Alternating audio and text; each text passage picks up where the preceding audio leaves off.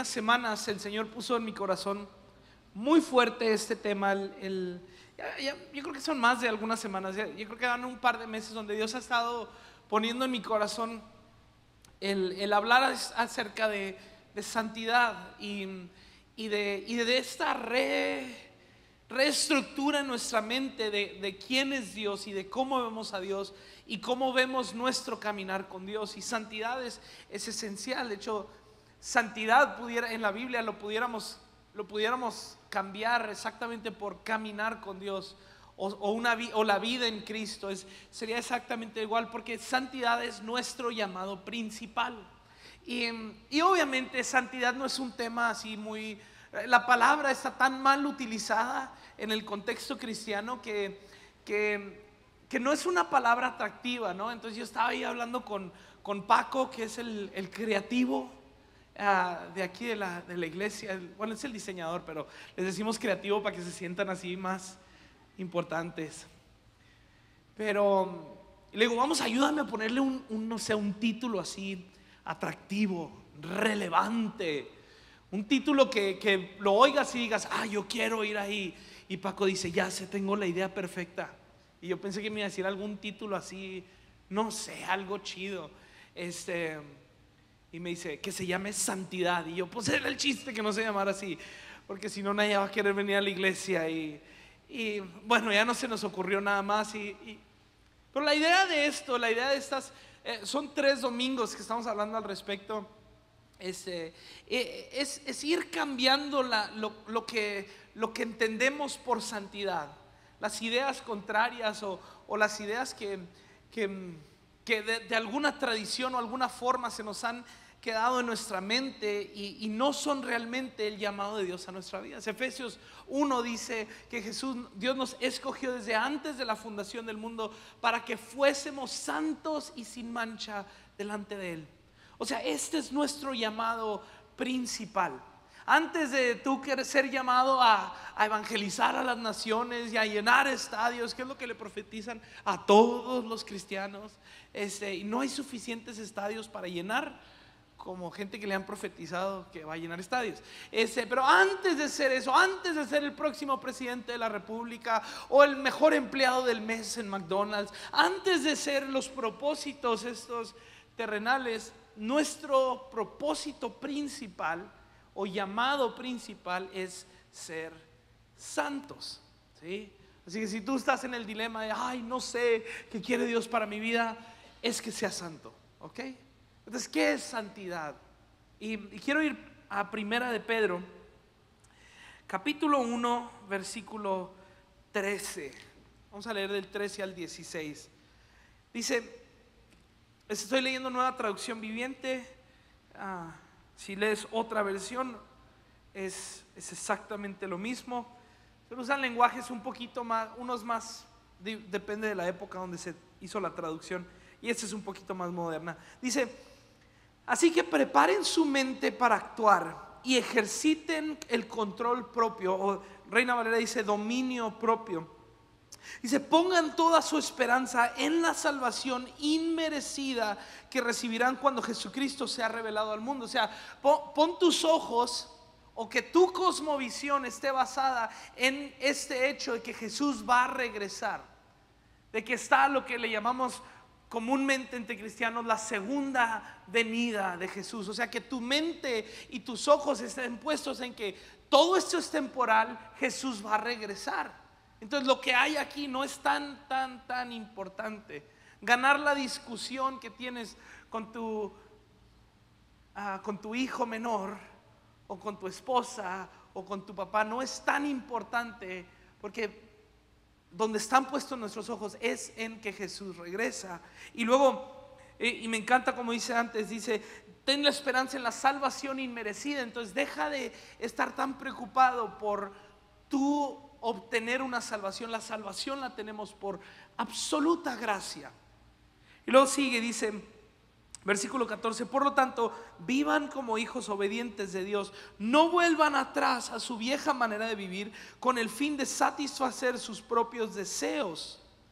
Antes lo hacían por ignorancia. Ahora quiero mencionar una cosa al respecto.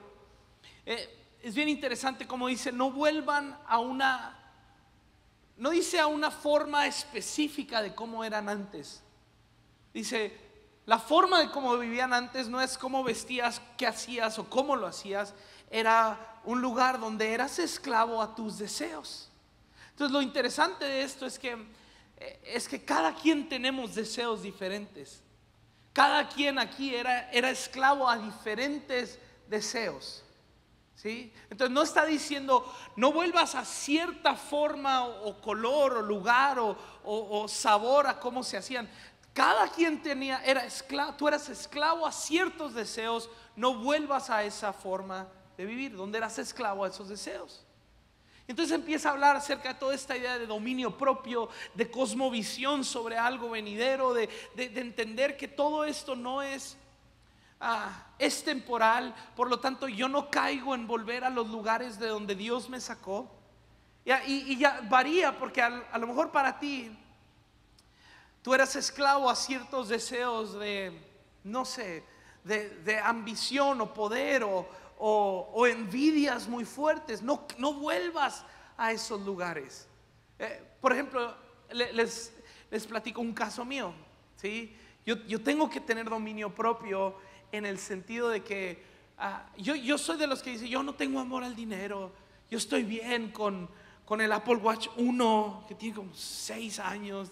No necesito el 4 que tiene Ángel. Entonces ya no es amor al dinero, ¿no? Pero en realidad yo tengo que tener mucho dominio propio y tengo que estar cuidándome, porque a mí me gusta gastar dinero, ¿sí? ¿En qué? En lo que caiga. O sea, con que sea gastar, me produce un deleite. Y eso es, dices, pues eso no tiene malo. Es medio pecado, ¿sí? De hecho, soy un desastre en las finanzas. Por eso hay alguien más que maneja las finanzas de la iglesia, porque me tienen miedo. Porque yo llego y necesitamos otro proyector. Y está bien el que tenemos. No es que vi uno que cuesta el triple, así que lo quiero. Y no estoy feliz hasta que voy y compro esa cosa. Entonces me tienen con candado en las finanzas de aquí para no. Porque yo tengo que dominar mi ser en el sentido de que me pierdo ante deseos de querer comprar. Entonces cada quien dice, ay, pues qué chiste, ese ni es pecado. Pues tengo otros ejemplos que prefiero no dar desde la plataforma, ¿me explico? Pero cada quien tiene deseos diferentes a los que eras esclavos. Entonces santidad va variando, depende de la persona. Nomás es un pensamiento ahí, pero seguimos. Dice, antes lo hacías por ignorancia. Dice, pero ahora sean santos en todo lo que hagan, tal como Dios, quien los eligió, es santo. Pues las escrituras dicen, sean santos porque yo soy santo. Seamos santos porque Él es santo. O sea, es una consecuencia. Como Él es santo, entonces yo también soy santo. Vamos a orar y entramos así machín en el tema, ¿sabe? Señor Jesús, gracias por tu presencia en medio de nosotros. Gracias por tu favor para con nosotros, por tu sonrisa el día de hoy para con nosotros. Gracias porque a pesar de nosotros mismos, tú siempre nos miras con ojos de orgullo, con ojos de esperanza, con ojos de entusiasmo por lo que nos has llamado a hacer. Y tú nos llamaste a ser santos.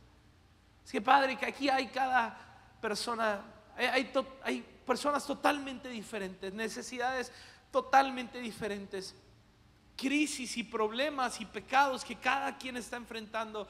Y Señor, yo pido que seas tú quien nos hable, que tu Espíritu el día de hoy hable lo que cada corazón necesita oír.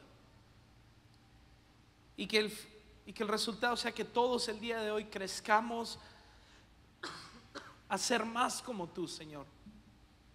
En el nombre de Cristo Jesús. Amén, amén, amén. Es una palabra muy fuerte, santidad.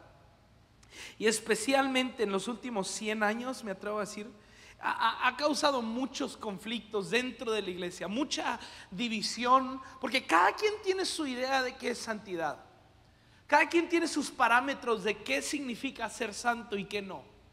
Y Y tienes, no sé, tienes toda una rama antigua del cristianismo que estableció que santidad es igual a cumplir ritos, a cumplir ciertos rituales sagrados. Tú los cumples y con eso ya eres santo, ¿sí? Es como que no importa lo que hagas de lunes a viernes o de lunes a sábado o de domingo a viernes, depende de cuándo sea tu domingo, tu día santo, ¿no? No importa lo que hagas el resto del día, con tal que vengas y cumplas los rituales sagrados, ya eres santo, ¿sí? Por eso es la religión más popular. Pero los cristianos también hacen lo mismo. Es que ya fui el domingo a la iglesia, check, ya cumplí mi ritual. Ya fui a servir, check, ya es mi ritual. Ya me subieron a la alabanza, ya estás en la alabanza, eres 100% santo, ya. Si no estás en la alabanza, quién sabe si seas santo. Pero si ya pisaste el terreno santo, usamos exactamente la misma filosofía. Santidad es igual a cumplir rituales. Otra idea es de que otra línea del cristianismo sacó es que santidad es que todo es pecado, todo está mal. Entonces debes de no hacer nada. O sea, ir al cine es pecado. Bueno, no tanto ir al cine, ya no, porque ya fui al cine y me gustó. Pero ver películas clasificación C, ya, bajado de la alabanza. Por eso el Isaquito lo bajamos de la alabanza, porque ayer fue al cine a ver una película clasificación C. Entonces es pecado. Hacer esto es pecado. Vestirte de cierta manera es pecado. Maquillarte es pecado. Maquillar. ¿El maquillaje qué? O sea, perdón mujeres, pero el maquillaje es pura vanagloria. Pecado. Y todos los esposos dicen, no seas gacho. No es cierto. Qué gacho soy, ¿verdad?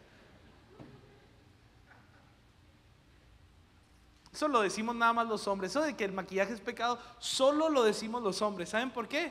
Porque nosotros nos vale si nos vemos bien. Ya sabemos que estamos bien gachos. O sea, entonces no espero yo verme mejor. Entonces todo es pecado. Hacer cosas, todo lo del mundo es pecado. Todo está manchado, todo es pecado. No puedes hacer nada. Esa era una línea muy fuerte que aún sigue ahorita. O sea, aún hay cosas que tú volteas y si tú me vieras, que yo no sé qué piensas, pero si tú ves vamos a hablar de Joel para no hablar de mí. Pero si tú vieras a Joel, hay gente que pensaría así. Si vieran a Joel con su esposa en un restaurante tomándose una copa de vino, pecado, infierno, diablo, pastor, sácalo de la alabanza porque hizo algo que no cabe dentro de las cosas que yo considero que son buenas. Entonces santidad tenía que ver con que todo es malo y no puedes hacer nada. Y luego está otra línea que se va al otro extremo. Siempre hay líneas que se van a lugares totalmente diferentes. Hay otra línea que dice, no pasa nada. Tú haz lo que quieras. Eres libre. ¿Quieres pecar? No pasa nada, peca. No importa realmente lo que hagas, tú solo sé feliz. Pero todas tienen que ver con cosas que hacer. Todas tienen que ver con cumplir ciertas cosas, sea cumplir rituales, sea cumplir con actividades, sea no cumplir con ciertas actividades o ciertos estándares. Pero todo tiene que ver, es muy fuerte como nuestra mente y la mente religiosa, y no estoy hablando de religiosa, estoy hablando de ti, estoy hablando de mí. Mi mente religiosa inmediatamente se va a que santidad tiene que ver con cosas que tengo que hacer o no hacer. Entonces mi objetivo en estas 3 semanas es quitar es deslindar completamente, desligar completamente la idea de santidad con cosas que se hacen. Fíjate, una vez hubo un movimiento muy fuerte, hasta ahorita es medio, o sea, es muy conocido, es un movimiento que yo sé que iniciaron con todo el corazón, pero pues no funciona, ¿no? O sea, esa onda era toda una filosofía de unas pulseritas que decían WWJD, Sí, sí las conocen. No tienen suficientes años de cristiano para conocerlas. Significan what would Jesus do? O sea, traducido, ¿qué haría Jesús? La filosofía me encanta. Es como que no me acuerdo el nombre del pastor que se le ocurrió esto. Considero que lo hizo con un corazón muy genuino, pero voltea y dice: ya sé, tengo la fórmula secreta para que todos sean santos, para que todos los cristianos sean santos, sepan qué es santo y qué no es santo. Ante todas las cosas que hagas, pregunta: ¿qué haría Jesús? Suena muy bonito, ¿verdad? Pero como que no funciona tan bien, porque es como que oía a un pastor decir: es que las mujeres se pongan pantalón es pecado, porque la mujer debe vestirse como mujer y el hombre como hombre. Y yo pienso, pero Jesús usaba un tipo de falda, eran túnicas, ¿no? Entonces si yo pregunto hoy, ¿qué haría Jesús? ¿Jesús usaría estos pantalones trozados? La mera neta no sé, porque él no usaba pantalones. Es como que no aplica. ¿Jesús iría al cine? Pues no había cine cuando él estaba, pero seguro iba a obras de teatro, pues sí iba a fiestas, y no cristianas. Entonces, pues quién sabe. ¿Jesús vería esa serie? Pues, no me dijo que si debería ser pastor o no, ahora que si va a ver una serie o no. Entonces como que, o sea, sí suena muy bonito en papel, pero no deja de ser una fórmula de cosas que hacer, y santidad no funciona así, porque cultura cambia, tiempos cambian. O sea, yo mira, si alguien conoce culturas cambiantes, soy yo. Estoy casado con una española, ¿sí? Y luego tengo 34 años de conocer el cristianismo, o sea, desde que nací, ¿sí? Y yo conozco gente donde crecí en un ambiente donde para unos, gracias a Dios, mi papá es mucho más inteligente que la cultura cristiana actual, y vive mucho más avanzado en su cerebro y mucho más real. Pero conocí a gente que su cultura era que si tú tomas una cerveza ya te vas al infierno. Y luego veíamos a ministros y a gente cambiando el mundo con una cerveza, porque en su cultura es lo más normal del mundo. Entonces, ¿qué onda? Porque culturas cambian, modas cambian, tecnología cambia, pero el llamado de Dios a ser santo sigue siendo el mismo. Entonces, ¿cómo eres santo ante una cultura tan cambiante? Porque cosas que hoy consideras que son malas, es más, bailar, hace 10 años era pecado. Yo me acuerdo ir a bodas de amigos de aquí de Chihuahua, y yo de Parral, del rancho, y se pusieron a bailar. Qué mal. Y luego ahí andan en la boda de Marcos ahí echando el pachangón. Pero como es en bola, así en círculo, pues ya es cristiano, se vale, ¿no? Pero cambian cultura. Entonces, ¿cómo eres santo si tantas cosas cambian? Si ideas cambian, formas cambian, apariencias cambian. Y hablamos la semana pasada un poquito acerca de esto, acerca de que santidad comienza, o la base a santidad tiene que ver con pertenencia. Ahora, en inglés la palabra es belonging, es mucho más compleja que pertenecer. Como que en español perdemos algún sentido de ciertas palabras. Esta es una de ellas, pero santidad comienza en este sentido, donde tú sabes que ya perteneces a un lugar, donde tú ya tienes la membresía absoluta a un club, donde tú ya no necesitas cumplir requisitos, lograr cosas, tú ya perteneces a un lugar. Es como, miren, mi apellido es Bremer. No es como que hay tantos Bremer. Todos los Bremer que conozcan, todos son mis familiares, ¿sí? Entonces es bien chistoso cuando llego a un lugar y gente: ¿cuál es su nombre? Enrique Bremer. ¡Bremer! Y yo, no sé, porque tengo tíos malos y tengo tíos buenos, ¿no? Entonces, pues, sí, yo conozco a tu tío. ¿Cuál? No, pues a tal. Inmediatamente ya me asocian con él, porque ya, o sea, tú y él, entonces, no hombre, tu tío me trató súper bien, así que pásele, mira, sálgase la fila. Ya me ha pasado muchas veces, es bien bonito. Una vez sacando mi pasaporte, gloria a Dios por el apellido. Hay veces que no tanto, ¿no? Pero ya perteneces. Ya. Entonces, esta idea de saber y entender que yo ya tengo un lugar en la mesa, que Dios puso mi nombre y llegó alguien, quiso sentarse en mi lugar y Dios dijo: no, quítate. Este es el lugar de Enrique. Esta es su silla, este es su lugar, él ya pertenece. No existe nada que me quite el derecho de yo pertenecer ya aquí. Entonces me puedo librar de toda esta carga de querer cumplir, de querer lograr, de sentir esta presión. Es que si no hago esto, no soy suficiente. Yo ya pertenezco. De ahí comienza santidad. Santidad es un resultado de proximidad, de estar cerca de aquel que es santo. Y ahora, versículo 17, quiero leerlo. Versículo 16, pues las escrituras dicen: sean santos porque yo soy santo. Y luego versículo 17, recuerden que el Padre Celestial, sí, mi Padre Celestial, padrísimo, a quien ustedes oran, así es, yo oro a mi Padre, confío en Él. No tiene favoritos. Bueno, tú y yo sabemos que sí. No, pues un papá no debe tener favoritos, aunque todos sabemos que sí hay favoritos. Y digo, Señor, de todos los que estamos aquí, pues, no tiene favoritos. Él los juzgará o los recompensará según lo que hagan.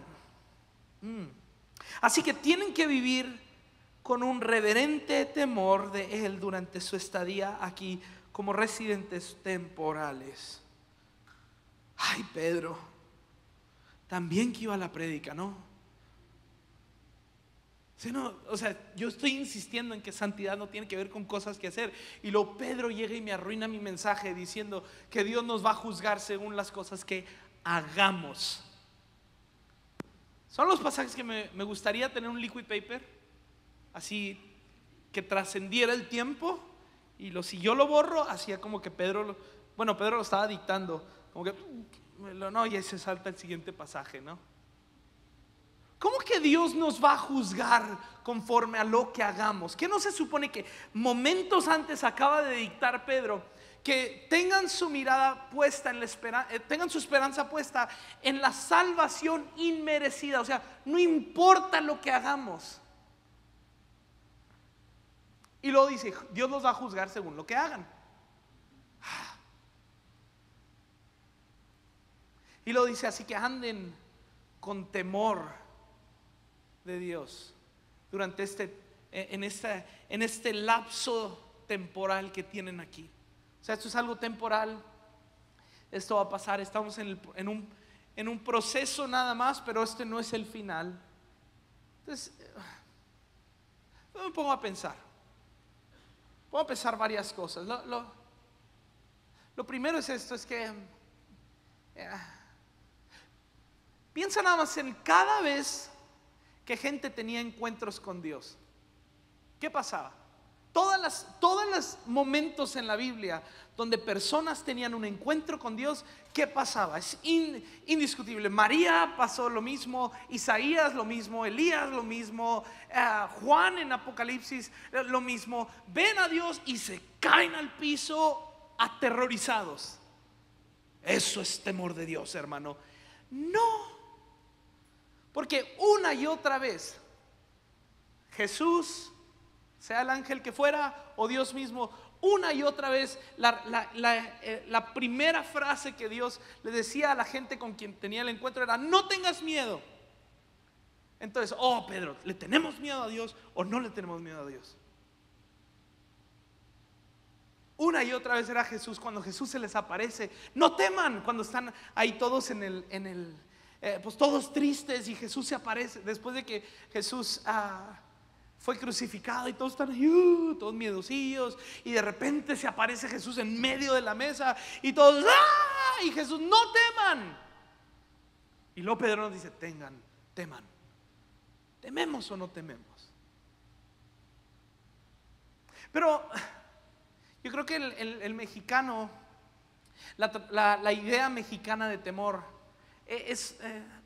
no hace honor a lo que la Escritura está diciendo. Y no me vengan con que no es un temor reverente. No, sigue siendo miedo en nuestra mente. Es esta idea que tenemos. Temor para nosotros significa, ay,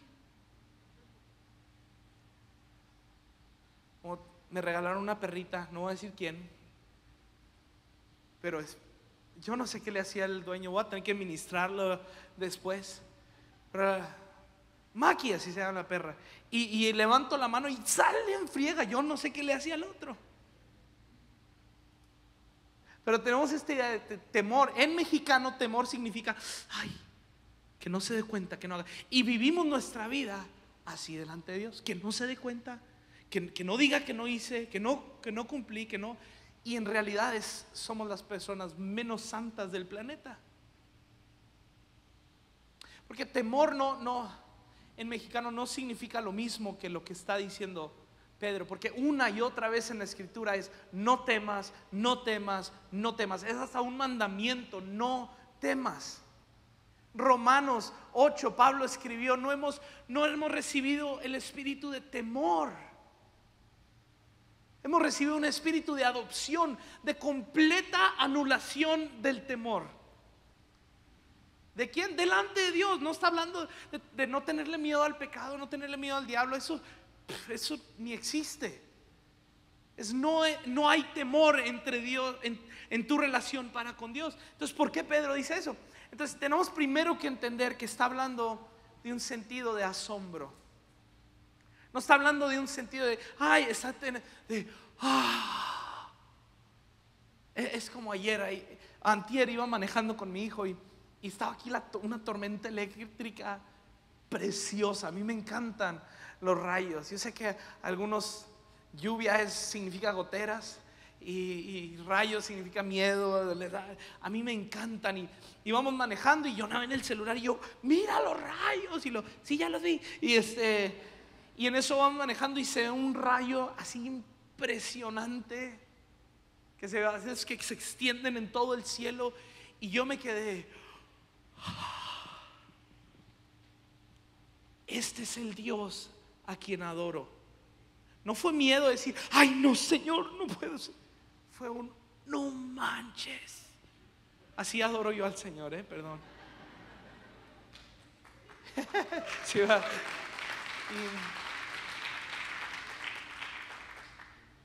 Entonces me recuerda, cuando estaba leyendo este pasaje, el Señor me llevó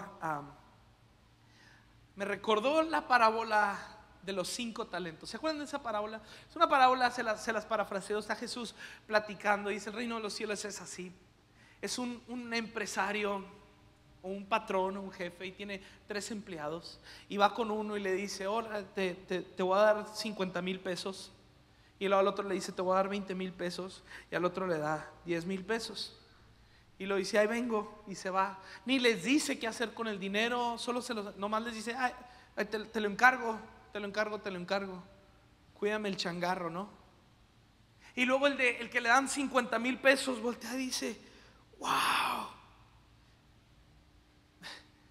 mi jefe no manches, confía en mí a tal grado de que me dio 50,000 pesos de su negocio, de su dinero. Es más, voy a invertirlo, voy a vender, voy a comprar, voy a hacer esto, voy a hacer lo otro, y le voy a duplicar lo que él me confió a mí. El empresario ni siquiera le dijo, multiplícalo, haz algo, muévelo, apuéstalo, lo que sea. El empresario, literal, la parábola nomás dice, se lo dio y se fue. Pero voltea y dice, qué machín es mi jefe. Lo voy a multiplicar, y empieza a vender, a hacer negociar, y junta y gana el doble. El que le dieron 20,000 pesos hace lo mismo, voltea y dice, Me confiaron dinero, me confiaron esto. Voy a ir a vender, ya tengo una idea. Estoy tan agradecido con él que voy a invertirlo aquí, voy a invertirlo acá. Y en cuestión de 2 meses voy a ganar el doble. Y luego el tercero, al que le dieron, vamos a decir, esos los 10,000 pesos o 1,000 pesitos. Y le dan sus 1,000 pesitos y los agarra y, ay no, ¿qué voy a hacer con esto? Es que este señor es bien gacho, no manches. Y luego si me lo gasto, si se lo pierdo, si no, yo sé que es malo, es gacho. Y luego cosecha de lo que no siembra. Y luego, mejor voy y lo escondo. Y cuando regrese se lo doy, nene, yo ni. Y vaya hacia un hoyo y lo escarba. Y cuando llega el señor, el empresario, el jefe, el patrón, llega con el de 5,000 y dice: mira, me diste 5 y lo multipliqué y lo trabajé y vendí, compré y todo, y te traje a ti el doble. Ni te había pedido eso, nomás te lo encargué. Qué machín. Ven, te voy a poner en lugares más altos. Y luego va con el segundo. Y el otro: mira, jefe, ya regresaste. Aguántame, espérame, mira, traje, mira, metí, lo invertí, vi que había una oportunidad ahí. Y tómate, te traje el doble de lo que tú me dijiste. No manches. Así dice Jesús, qué machín. Vente, te voy a dar más de lo que te he dado. Y luego va caminando y ve al tercero: ¿qué onda? Oye, vengo y ay señor, perdón, discúlpeme, es que yo sé que usted es bien gacho y bien mala onda, y usted cosecha lo que no siembra, y escondí el dinero, y aquí está lo que usted me había dado. Y el empresario le dice: o sea, si en serio yo fuera tan gacho como tú dices, ¿por qué no mínimo lo metiste en el banco y que me den intereses? Si realmente soy lo gacho que tú dices que yo soy, porque la acusación es fuerte de ese tercer personaje, entonces ¿por qué no hiciste lo mínimo, lo que tenía sentido? Entonces, ¿quién tuvo temor de estos tres? El tercero. Entonces, ¿quién tuvo, voy a decirlo así, quién tuvo miedo de estos tres? Entonces te das cuenta que santidad, uno viene de este sentido de pertenencia, pero también viene de este sentido de conocer. Santidad viene por conocer quién es Jesús. No el Jesús gringo que nos hemos pintado, este blanquito, güerito. O sea, estaba prieto y feón, dice la escritura. No era atractivo a la vista, pero había algo dentro de él. Santidad, ahí estamos nosotros intentando lograr, intentando cumplir, intentando aparentar. ¿Por qué? ¿Por qué intentamos aparentar? ¿Y por qué? Porque tenemos esta idea de que Dios es un Señor así, que cosecha donde no siembra, que es mala onda, que quita, que apunta. Cuando la parábola nos dice, la diferencia de estos tres fue que los primeros dos conocían realmente a su Señor, y el tercero tenía una idea equivocada. Entonces, santidad sale no de lo que haces, insisto, no es de lo que haces. Santidad viene de que tú conoces a este Jesús que te ama, a este Jesús que confía en ti, y de repente volteas y dices: confías tanto en mí, me confiaste a tus hijos. Yo no le confío mis hijos a nadie, pero Dios sí te los confió a ti. Es como que me confiaste a tus hijos, a estos 2 chamaquitos, estos 3, yo 4. Y volteas y dices: Señor, tú me los entregaste así, gorditos, cachetones y pelones. Yo te los voy a regresar como unas mujeres de Dios, como hombres de Dios. Señor, me confiaste a tu hija. Hombres, o sea, estoy hablando de sus esposas. Me confiaste a tu hija. Me la diste inocente, me la diste llena de sueños, me la diste joven, preciosa. Te la voy a regresar aún más exitosa, te la voy a regresar aún con más sueños, te la voy a regresar, la voy a levantar. Entonces, eso es santidad. No es de que, no, el pastor dijo que nos portemos bien con mi vieja. Es de que volteas y te das cuenta, Dios me confió a mí este trabajo, este carro. Aún si dices, no, el carro lo compré yo, síguele así, a ver si no te chocan. Por eso ando sin moto. Vas a voltear y darte cuenta, el Señor me confía a mí esto, me confío este trabajo. Entonces llegué y el escritorio es un desastre, las finanzas son un desastre, se lo voy a regresar. A lo mejor no se lo regresas a Dios, pero a tu patrón le estás regresando más valor de lo que. ¿Por qué? No porque tu patrón sea buena onda, mala onda, porque eres santo. Porque Dios es santo y conoces a tu Dios. Entonces santidad comienza a brotar y a brotar y a brotar. Insisto en no ligar santidad con qué estándares cumplir. Santidad tiene que ver con esta idea de conocer quién es Jesús. El Jesús que está aquí. No el Jesús que alguien te enseñó o alguien te pintó. El Jesús que se acoplaba con los pecadores. El Jesús que se ensuciaba las manos. El Jesús que ni siquiera condenaba a los que invitaba a comer. Imagínate, se sentaba a comer con prostitutas, con transotas, con rateros. Y nunca ves a Jesús diciéndole, todos ustedes son un pecador. Es lo que la gente quiere. Cuando dicen santidad, lo que quieren es que yo venga y les grite, bola de pecadores, se van a ir al infierno. Miren, yo nunca voy a venir a gritarles que son unos pecadores. Número uno, porque ya lo saben, entonces no me necesitan a mí para eso. Número dos, porque no funciona. Conozco la gran mayoría, si no es que el 100% de la gente que vive con esta idea de que te estén gritando pecador, pecador, pecador. Dejan de ser pecadores aparentes, pero atrás de la escena son las peores personas. Los peores maridos, los peores padres, los de pecados sexuales más asquerosos posibles. Pero pecador, pecador, pecador. Entonces no sirve gritar. Y la tercera razón es que yo jamás veo a Jesús gritarle a gente pecadora. Juan el Bautista sí, 2, 3 veces. Pero Jesús, yo jamás veo a Jesús gritándole a la gente, eres un pecador. Entonces si Jesús no lo hacía, menos yo. Porque santidad tiene que ver con ese sentido de saber, yo pertenezco a la mesa, yo pertenezco a este lugar, y no hay nada que yo haga que me quite el derecho de pertenecer. No hay nada que nos pueda separar del amor de Dios. O sea, la cercanía con Dios. O sea, la santidad que Dios emana también de mí. Pertenencia.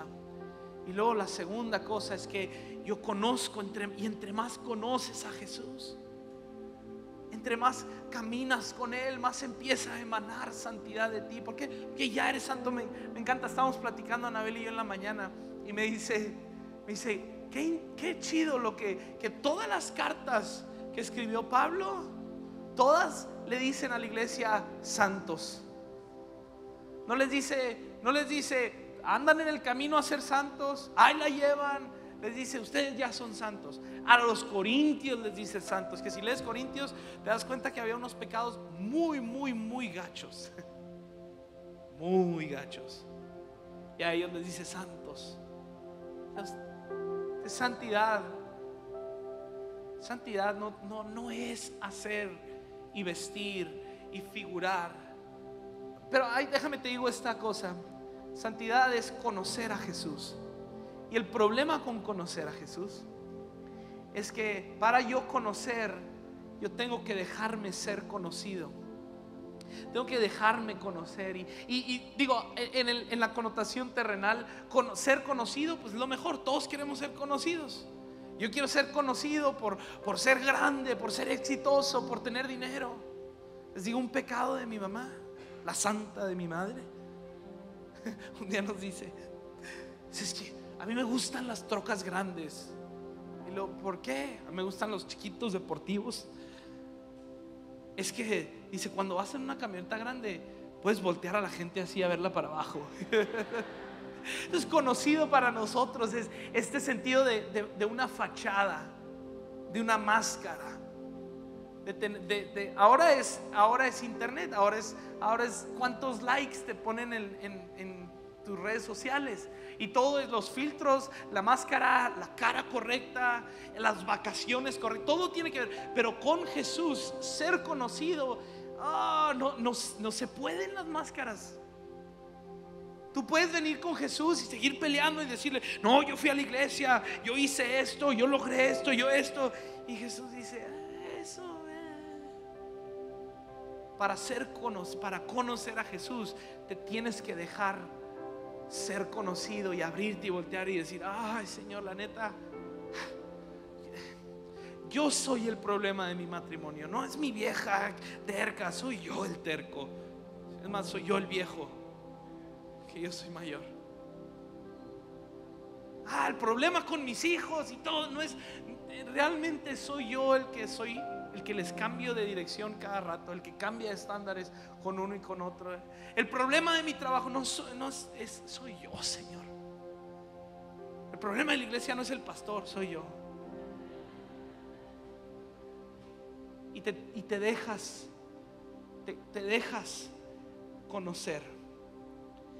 Y de repente conoces a Jesús que te dice: sí, tranquilo, esos pecados, esos desórdenes sexuales, esos desórdenes emocionales, esas iras, esas contiendas, esos corajes, esas envidias, vente, yo las limpio. Y lo conoces a Él, y santidad empieza a brotar por este sentido de asombro ante quién es Jesús.